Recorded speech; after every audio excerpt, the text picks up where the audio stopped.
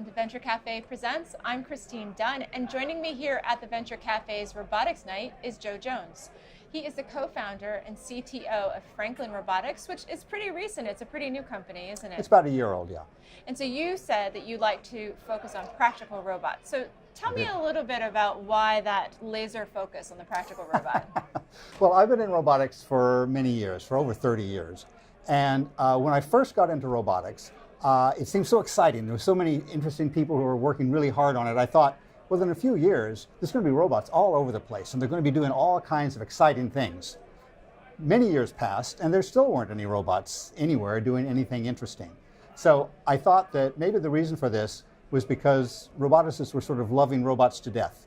They loved the concept of a robot so much that they thought they could build something that was really cool, and people would buy it just because it was so cool.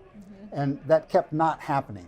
So at some point I wanted to get to a place where robots have an actual success. And to have a success, I thought you had to treat a robot like any other product, right? It has to do something that people actually want done. It has to do it at a competitive price. It has to do it using the technology that's available right now. So that's what I have focused on in the various places that I've worked, and certainly what we're focusing on at Franklin Robotics now. So how do you choose? How do you go about choosing which practical applications you're going to strive to make a robot for? Well, that is really the difficult part. So you can imagine all kinds of abilities for robots, and you see in the movies robots doing fantastic things.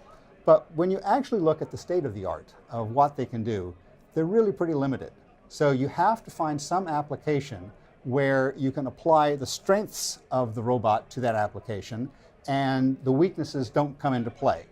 A principal weakness being they have no common sense. They can't recognize, in general, they can't recognize things like chairs or even people always, and they have poor dexterity. So it's sometimes really difficult to find the application, and that's what we spend a lot of time doing. What inspired you to get into robotics? Well, I started off in physics, but I couldn't find anything in physics that I was passionate enough about to devote the kind of time you have to devote to it. So I took a trip around the world when I was 28, and when I came back, they were hiring at the MIT Artificial Intelligence Lab. It's now called CSAIL. And they were kind enough to give me a job, and that's where I discovered that robots are really, really cool, and that was my true calling rather than physics.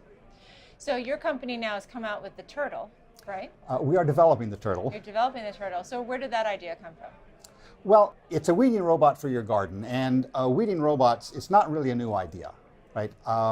When I was working at Harvest Automation, Harvest made larger robots for commercial agriculture. And the application that we have is moving potted plants around at a nursery or a greenhouse. So I was always trying to find other applications for robots, and it seemed like weeding large farms would be a great thing, because if you could weed mechanically, you wouldn't have to have pesticides, you wouldn't have to put poisons into the environment. It seemed like that would be great. But a lot of people were trying to do that, and I didn't feel like I had anything to offer more than what anybody else was trying. And nobody has actually succeeded in doing it yet in any large scale.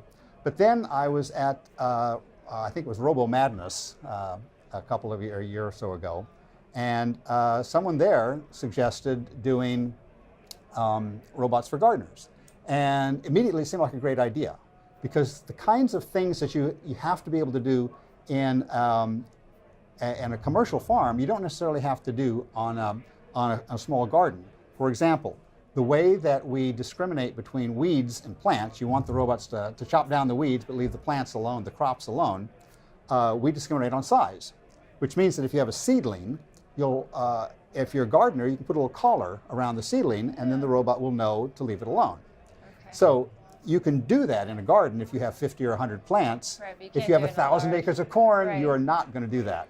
So it seemed like a great place to start, and I think eventually either the technology for visually recognizing the difference between weeds and crops will improve to the point that we can use that, or if we score with this small robot, eventually that technology will get simplified and cheap enough so that doing it this way will work for a large farmer. Well, Joe, I wish you all the luck in developing the turtle, and I hope you have great success with it. Thank you so much for joining us here Thank tonight. you. My pleasure. For Venture Cafe Presents, I'm Christine Dunn.